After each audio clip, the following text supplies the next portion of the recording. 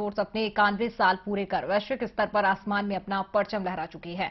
आज इसी कड़ी में ग्वालियर के एयरफोर्स स्टेशन पर एक कार्यशाला आयोजित की गई, जिसमें बताया गया कि एयरफोर्स आज मौजूदा वक्त में कितनी हाईटेक हो चुकी है, साथ ही आज के युवाओं को अपनी ओर कैसे आकर्षित करके एयरफोर्स की ओर मोड़ चुकी है। आपको बता दें, यहां पर 8 अक्टूबर 1932 को एयरफोर्स बनी थी।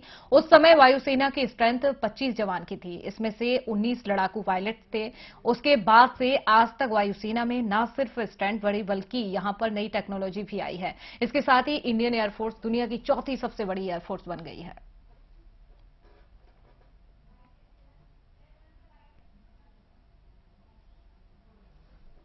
आज की बात नहीं, बात हजारों साल पुरानी की। सारे मानते थे कि जो सोल्जर है, जो फुट सोल्जर है, जो अपने सरकार के लिए, जो अपने राजाओं के लिए, जो अपने सरकार के लिए जो लड़ाई कर रहे हैं, वो सबसे अच्छा इंसान हो और सबसे ऑनेस्ट इंसान हो।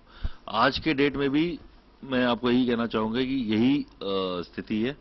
बस हम यही चाहते हैं कि फौज का इंप्रेशन बढ़िया बना रहे और सबको ये आश्वासन रहे कि जो फौजी है यहाँ पे वो सिर्फ देश की उन्नति के लिए काम कर रहा है। एंड आने वाले दिनों तक हम सारे इस देश के लिए अपनी जान लगाने को तैयार है और उसके लिए हमें पब्लिक सपोर्ट चाहिए। उस पब्लिक सपोर्ट पब्लिक तक पहुंचने का माध्यम इज दी प्रेस।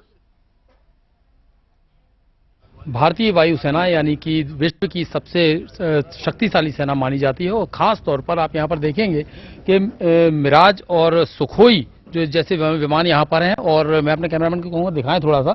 ये देखिए आप किस तरीके से इन्होंने पाकिस्तान में जाकर सर्जिकल स्ट्राइक की थी और खास तौर पर यही जो है बेड़ा है जो कि जिसपे कि पूरे देश की जो सुरक्षा है वो यहाँ पर निर्भर है। और वहीं आपको बता दें कि भारतीय वायुसेना की जो के पराक्रम की यदि बात की जाए तो उसका पराक्रम अप्रतिम है और कहीं ना कहीं जो पूरे विश्व में माना जाता है। और मेरे साथ में दरअसल अभी मीडिया ओरिएंटेशन प्रोग्राम हुआ था आज, तो इसके चलते जो है एयरफोर्स स्टेशन पर जो है तमाम सारे लोग यहाँ पर मौजूद हैं और किस तरीके से देखते हैं, चूंकि भारतीय वायुसेना विश्व की जानी मानी सेना है, चूंकि 1932 से लेकर और अब तक किस तरह का सफर तय किया है। जी देखिए, भारतीय वायुसेना हमेशा से देश का गौरव रही है। जो भी ऐसे अंतर्राष्ट्रीय, चाहे वो राहत और बचाव कार्य हों, चाहे उसके अलावा कॉन्फ्लिक्ट्स हों या वॉर्स हों, उसमें भारतीय वायुसेना की बहुत अहम भूमिका रही है। और अभी हम जो ग्वालियर वायुसेना स्टेशन में हैं, तो यहाँ से ये बहुत ही महत्वपूर्ण एयरफोर्स स्टेशन रहा है।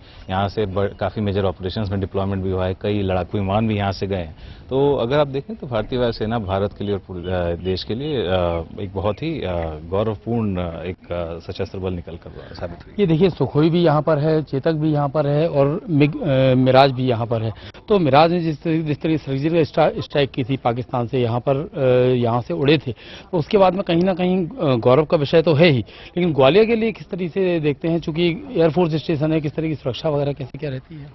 देखिए, सुरक्षा का सभी वायुसेना स्टेशनों में इसमें पुख्ता इंतजाम होते हैं। ग्वालियर और इसलिए महत्वपूर्ण इसलिए भी हो जाता है क्योंकि यहाँ पे लड़ाकू विमान है। तो यहाँ पर जो वायुसेना स्टेशन में अगर आप देखें तो यहाँ पे सिविल एडमिनिस्ट्रेशन से भी क्लोज कोऑर्डिनेशन रहता है। काफ़ी नियम है, चाहे ड्रोन फ्लाइंग पे एक प्रतिबंध हो, बैन है ड्रोन या इसके ये विसिनिटी में फ्लाई करना, कंस्ट्रक्शन पे भी बैन है। तो इन सब चीज़ों को इम्प्लीमेंट करने के लिए एयरफोर्स अपनी तरफ से तो सिक्योरिटी के इंतजाम करती है, साथ ही में सिविल एडमिनिस्ट्रेशन के साथ भी क्लोज कोऑर्डिनेशन रहता है। आज ओरिएंटेशन प्रोग्राम था, मीडिया ओरिएंटेशन, किस तरीके से देखते हैं इसको?